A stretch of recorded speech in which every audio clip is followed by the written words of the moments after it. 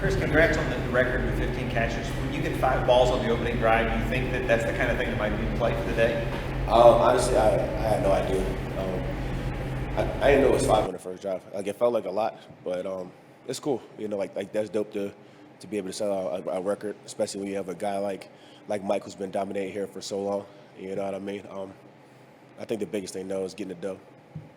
Get to a point where guys were telling you, or did you know in your mind, I don't think I'm getting close to this? No, I really had no idea until like we were walking off the field. I thought I was probably like around like 10 or so.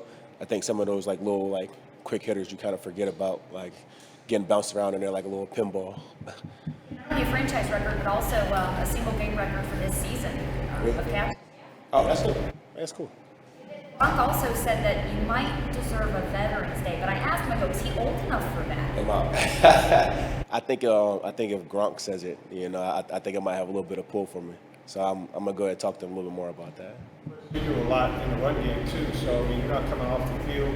Yeah. You got all those catches. You're getting hit multiple times. How did you feel physically while you're going through that? Honestly, I mean, like your adrenaline really gets going, so you don't really feel it too much. Some of those guys are strong, man. They bang you around a bit, but I take a lot of pride in playing the way that I do. There's not many guys in the league that commit to the run the way that I do, but also are able to be effective in the pass game. So I'm gonna keep doing that. I'm keep being me, and keep trying to help my team win. What's it mean for you too? It seems like you're elevating your play as the season ends, which a few years ago I remember, there were a lot of injuries and you had an issue with some drops. I think your confidence kind of waned a little, and then last year, you also had the injuries. Just what does it mean for you to seem to be picking up steam as the season is ending? I just kind of look at it all as like growth. I think in life and in football, you go through ups and downs. It's about like weathering the storm. And thankfully, I got a lot of good people around me, in the building, but also at home, like my family, my wife. So I think that just having a good support system, staying true to yourself and just continue to work, I think is important. So like December football, it's the most important time of the year. It's going to decide a lot for us moving forward. So to be playing meaningful ball at this point is a blessing. So I'm out here just trying to do whatever I can to help my team. Chris, you guys had struggled on the road early in the year. Now you've got back-to-back road wins. What does that do to kind of reset things and give yourself a little bit of space in the division now? Yeah, it's very important, man. Like one, playing a divisional opponent away, I think it's big to get a divisional road win. But also just like I said, like in December football, these are going to be very, very important games for us. And I think that as we kind of come down the wire here, start to come together as a team and figure out who we really want to be and what we want this season to be, it's going to be important for all of that. But I like where we're at. I think we're learning a lot about the guys that we have on our team. A lot of guys stepping up in a lot of big roles. So I think it's going to be pretty good for us. You guys started off the first series, 13 straight passes. How much of that was called at the line of scrimmage, looks they gave you, top checking, or was it scripted that we're going to come out and attack these guys in the air? I mean, we always come out and try to attack. But I mean, in terms of we did like a lot of no huddle stuff.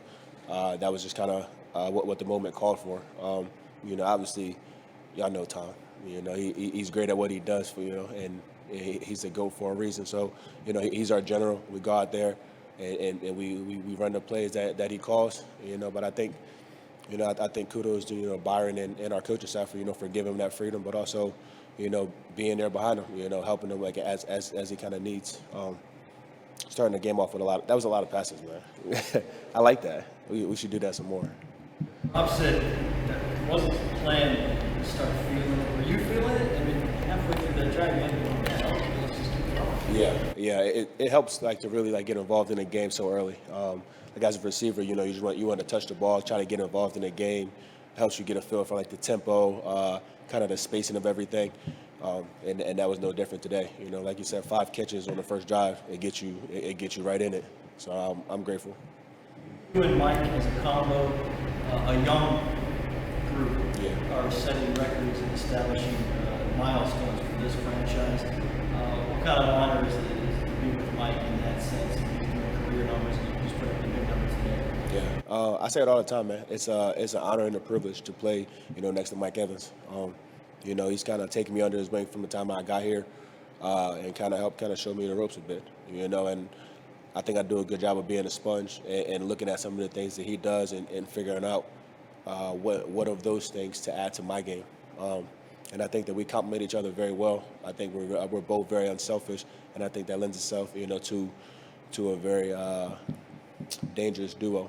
When neither one is really like complaining about getting the ball. We just want what's best for the team, and we want to win. Anything else? Chris, thank you. Appreciate you guys. Y'all be safe, man. We're gonna